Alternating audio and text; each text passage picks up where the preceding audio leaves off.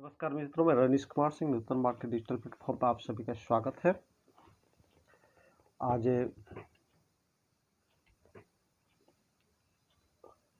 आज की विशेष चर्चा में एक छोटा चर्चा करने के लिए आप सबों के समक्ष में प्रस्तुत आया हूं।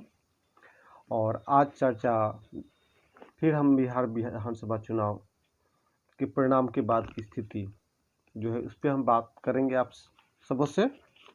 और आज सबसे बड़ा सवाल यही है कि क्या सुशील मोदी जी का पत्ता बिहार से कट गया, क्योंकि अभी हाल ही में उनको दिल्ली बुलाया गया था और शनिवार को दिल्ली से वो लौटे हैं और रविवार को दिल्ली से पर्यवेक्षक के तौर पे जो केंद्र सरकार के गृह मंत्री राजनाथ सिंह, जो भाजपा के एक बड़े पूर्व अध्यक्ष भी रह चुके हैं और कद्दावर नेता हैं, उनको पटना भेजा गया। और वो आए यहाँ पे और आते ही अपनी सारी गतिविधियों में लग गए और इन भाजपा के विधान दल के नेता के रूप में कटिहार के विधायक ताराकिशोर प्रसाद जी को सर्वसम्मति से बनाया गया है। और जो उपनेता के तौर पे बेतिया की विधायक रेणु देवी जी को बनाया गया है। और इसके साथ ही इन सारी अटकलों पे लगभग विराम लग जाना चाहिए या लग गया है। सुबह से चर्चा थी, फिर सुशील कुमार मोदी फिगर में आ गए थे और नीतीश जी से पूछा भी गया था, लेकिन अभी लग रहा है कि नीतीश और सुशील कुमार मोदी की जो जोड़ी एक हिट जोड़ी के तौर पे देखा जाता था कि जब भी नीतीश जी मुख्यमंत्री होंगे तो उप मुख्यमंत्री सुशील कुमार मोदी। और सुशील कुमार मोदी जी इतने करीब नीतीश जी के होते हैं कि पता ही नहीं चलता कि भाजपा के हैं या जेडी के। वो पूरी तन्मयता के साथ वो काम करते हैं। और भाजपा ही एक ऐसी पार्टी है जहां पे कार्यकर्ता को पता नहीं होता कि मुझे कौन सी जिम्मेवारी मिलेगी और अचानक से फैसला होता है। जैसे कि हम देखें देवेंद्र फडणवीस हो या आपका खट्टर साहब हो, जो हरियाणा का अचानक मुख्यमंत्री के तौर पर बना दिया गया। कोई नाम प्रोजेक्टेड नहीं था लेकिन बना दिया गया। रघुवर दास जी हैं, इनका भी नाम प्रोजेक्टेड कभी नहीं था और एकाएक उनको रिस्पॉन्सिबिलिटी मिली और वो बाखूबी इसको निर्वाहन किया, इसमें कोई शक नहीं है। और उनके कार्यकाल में झारखंड का विकास भी बहुत हुआ, लेकिन विकास से वोट नहीं मिलता है, वोट लोगों से कनेक्शन से होता है, जो कि वो सही ढंग से कनेक्ट नहीं कर पाए और वहाँ पे चला बाहरी और झारखंड और झारखंड के बाहर का। और आदिवासी और गैर आदिवासी की लड़ाई होती है वहाँ पे खास करके ज़्यादा। और जिस तरीके से तारकिशोर जी ने कहा कि मुझे पता नहीं था, सही विधायकों की बैठक थी, उसमें मुझे विधानमंडल दल का नेता चुना गया, तो मैं उस चैलेंज को उस जिम्मेवारी को मैंने स्वीकार किया और मैं उस जिम्मेवारी को निर्वहन करने का पूरा प्रयास करूंगा। और उन्होंने जब पत्रकारों ने पूछा कि आप उप मुख्यमंत्री, क्योंकि हमेशा विधानमंडल दल का नेता ही उप मुख्यमंत्री होता है, तो क्या मुख्यमंत्री, तो ये इस पर उन्होंने टिप्पणी करने से मना कर दिया और वो बोले कि वो नेतृत्व पे निर्भर करता है किसको बनाए किसको नहीं बनाए, इस पे हम। लेकिन अभी खबरें एक आई है कि बिहार में दो मुख्यमंत्री बनाने का कॉन्सेप्ट जो उत्तर प्रदेश में है वो शायद यहाँ भी हो। और वो दोनों जो उप मुख्यमंत्री होंगे, पहला ताराकिशोर प्रसाद जी जो कटिहार के विधायक हैं, और बेतिया के विधायक रेणु देवी जी दूसरा नाम जो सामने आ रहा है। देखिए क्या होता है, क्योंकि भाजपा एक होता है, यहाँ पर हर चीज़ अप्रत्याशित होता है, कब कहाँ किसे कौन सी जिम्मेवारी दे दी जाए किसी को भी नहीं पता चलता। और रेणु देवी जी भी उन्होंने अपने संगठन पे विश्वास किया कि वो संगठन के ऊपर डिपेंड करता है किसको क्या जिम्मेवारी दें, मैं उस पर कोई कमेंट नहीं कर सकती। और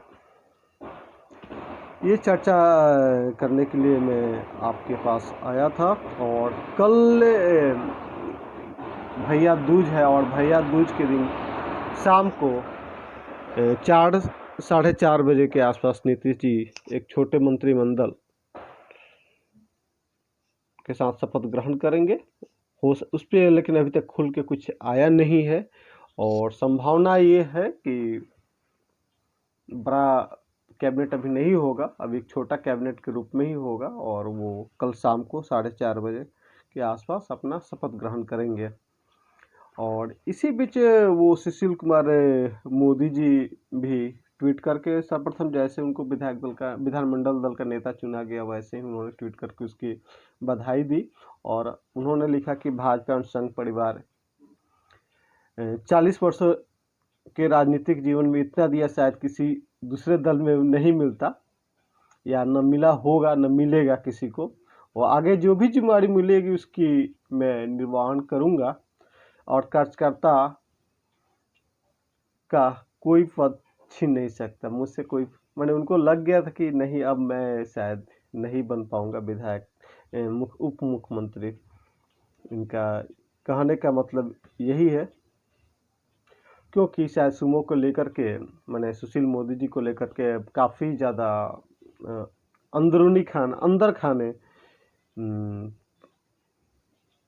चल रही थी, असंतोष था।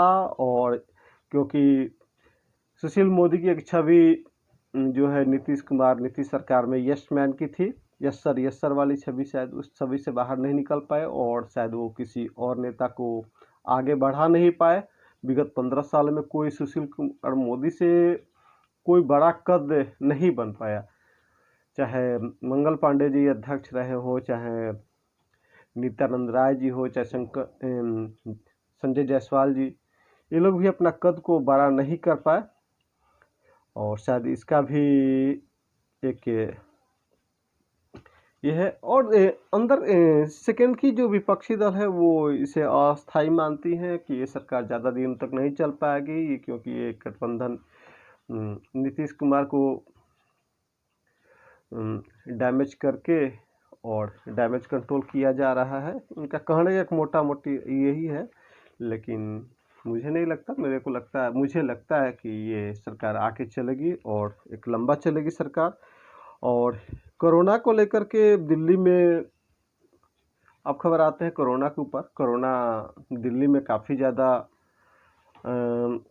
मैंने दूसरे या तीसरे दौर की ये आ गई है, और इस वहाँ की कमान अब एक बार फिर से केंद्रीय गृह मंत्री अपने हाथों में ले रहे हैं। और क्योंकि दिल्ली में लगभग अब उन्होंने आदेश दिया है कि दिल्ली में प्रतिदिन 1 लाख के आसपास टेस्टिंग की जाएगी। अभी तक के जो है वो 40 से 50 हज़ार के बीच हो रही थी। और DRDO का जो उसने छतरपुर में एक उन्होंने कोरोना सेंटर बनाया था, उस पर करीब 750 और ICU बेड तैयार करवाए जा रहे हैं। और उसके लेकर के गृह मंत्री जो है अहम बैठक की, जिसमें आपको दिल्ली के जो केंद्रीय स्वास्थ्य मंत्री डॉक्टर हर्षवर्धन जी, दिल्ली के उपराज्यपाल अनिल बैजल, मुख्यमंत्री अरविंद केजरीवाल समेत बहुत सारे अफसर वहाँ पे थे। और केंद्रीय गृह मंत्री ने आश्वासन दिया कि आपको हर संभव मदद की जाएगी, और केंद्र सरकार की तरफ से दिल्ली को VI-PAP मशीन भी दी जाएगी, जिसमें अस्पतालों के ICU की संख्या भी बढ़ाई जाएगी। इन सारे बातों पे चर्चा हुई। और भारत में जो है कोरोना के जो मरीज है कम हो रहे हैं, लेकिन दिल्ली में काफ़ी ज़्यादा बढ़े हैं और इसमें बहुत सारे भाजपा और कांग्रेस के बड़े नेताओं का इसमें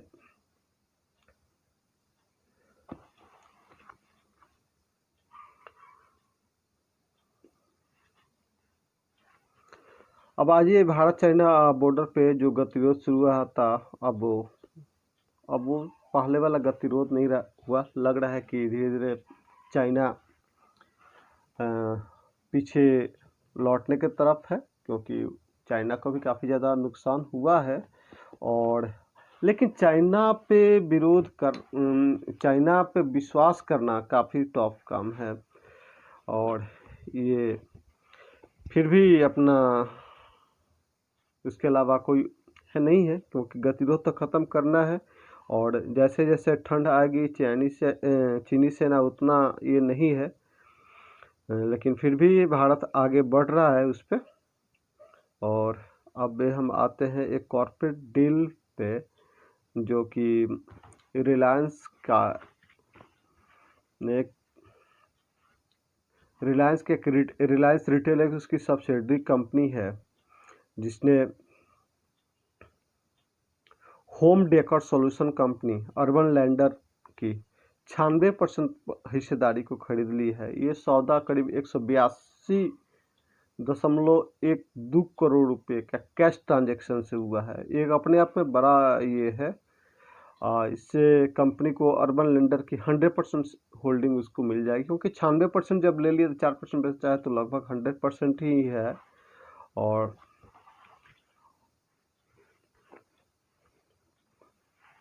और इसके लिए उसने बॉम्बे स्टॉक एक्सचेंज में फाइलिंग के लिए कहा भी गया है कि 75 करोड़ के निवेश करेगी।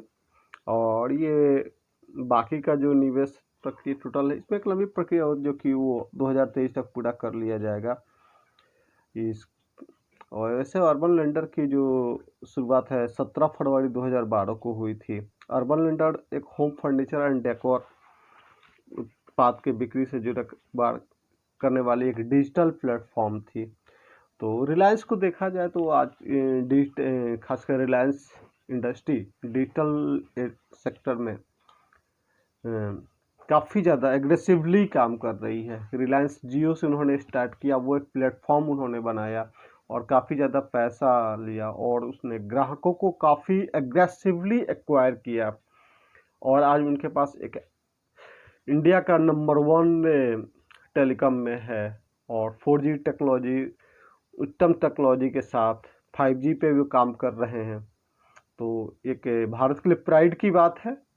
और आगे चल के हम जो 5G दूसरे से लेने को थे, वो हमें इंडिया में अपना मिलेगा, खुद का 5G मिलेगा, ये हमारे लिए गर्व की बात होगी। इन सारी बातों के साथ मैं अपनी वाणी का विराम देता हूँ। बहुत बहुत धन्यवाद। शुभ रात्रि।